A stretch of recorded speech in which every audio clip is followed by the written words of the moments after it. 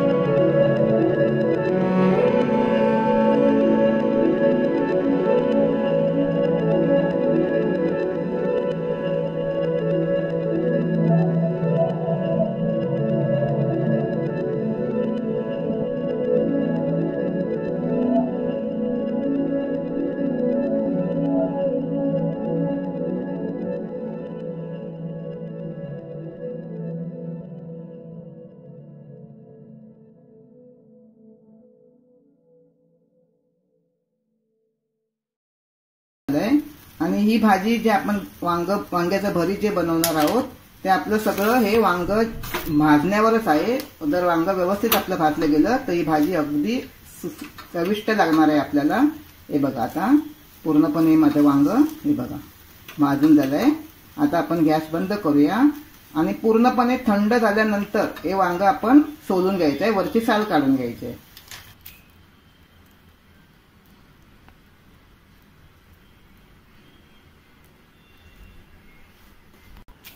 हे बघा आता आपलं वांग हे खूप थंड झालंय. आता आपण अशी याची साल काढून घ्यायची आहे. हे बघा अशी आपल्याला साल काढून घ्यायची आहे. ही साल आपणच पटकन निघते.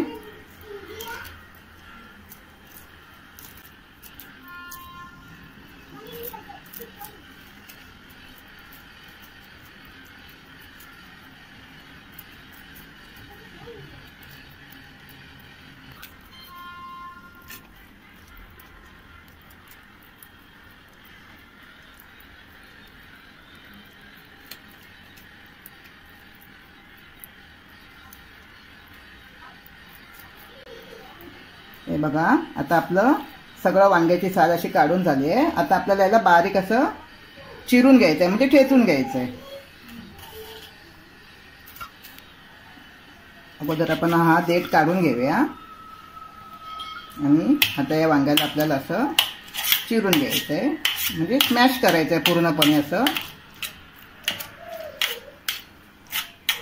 बघा वांग आतून गरम आहे, वरून मी साल काढलेली असली तरी आतून हे वांग अजून गरमच आहे, पण आपल्याला काही त्याचा त्रास नाही आहे, पटकन वांग्याची साल निघते.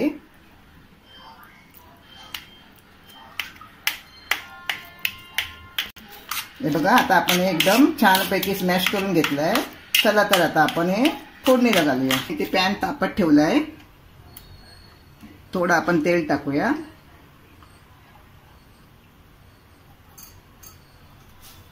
तेल आपलं छान तापू देत.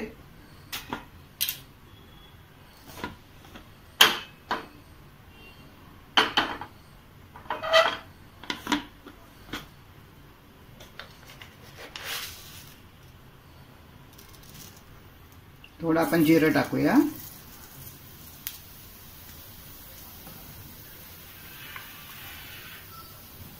आपल्याला हे मध्यम गॅसवरच करायचं आहे.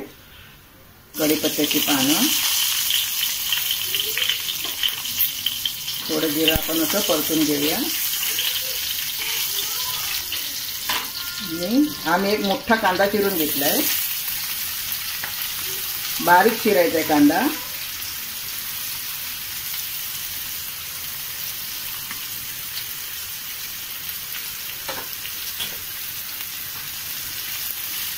तो सुद्धा व्यवस्थित आपण असा अगदी मऊ होईपर्यंत शिजवून घ्यायचा आहे.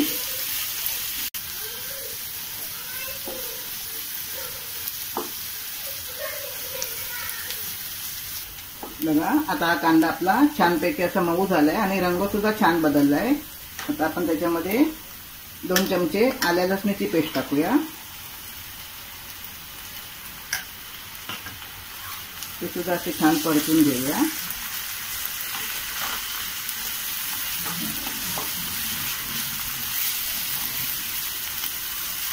आता आपल्याला याच्यामध्ये हा एक मी मोठा टोमॅटो घेतला होता, तो बारीक चिरून घेतलाय.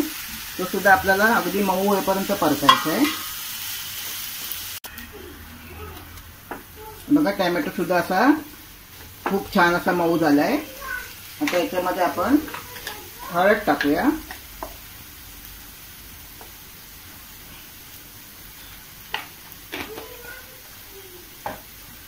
आणि मी हा मिक्स मसाला टाकते, आमचा मालवणी मसाला. जेवढा आपल्याला तिखट हवा असेल तेवढाच टाकायचा. तुमच्याकडे जर हा नसेल तर तुम्ही मिरची पावडर आणि गरम मसाल्याची पावडर त्यात वापरू शकता. हे सुद्धा छान असं परतून घ्यायचं आहे.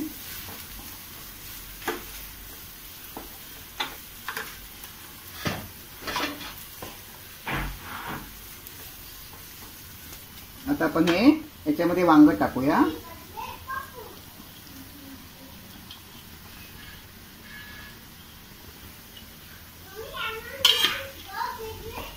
हे सुद्धा असं व्यवस्थित आपल्याला याच्यामध्ये मिक्स करून घ्यायचं आहे.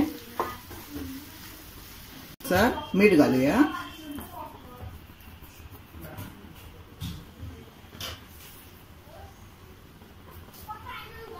हे सुद्धा छान आता आपल्याला असं व्यवस्थित परतून घ्यायचं आतमध्ये. ही भाजी शिजायला आता काही जास्त वेळ लागणार नाहीये, कारण आपलं वांग वगैरे संपूर्णपणे शिजलंय. त्याचा मसाला सुद्धा आपण छान असं शिजवून घेतलाय. फक्त आता आपल्याला 2-3 मिनिटाची एक झाकण ठेवून वाफ देऊया. कोथिंबीर टाकूया, म्हणजे कोथिंबीरीचा सुगंध सुद्धा आपला भाजीमध्ये छान उतरेल. आणि आपल्याला हे मध्यम आचेवरच करायचं आहे. आता मी हिला 2 मिनिटासाठी झाकण लावून ठेवते, म्हणजे आपली भाजी पूर्णपणे खाण्यासाठी तयार होणार आहे.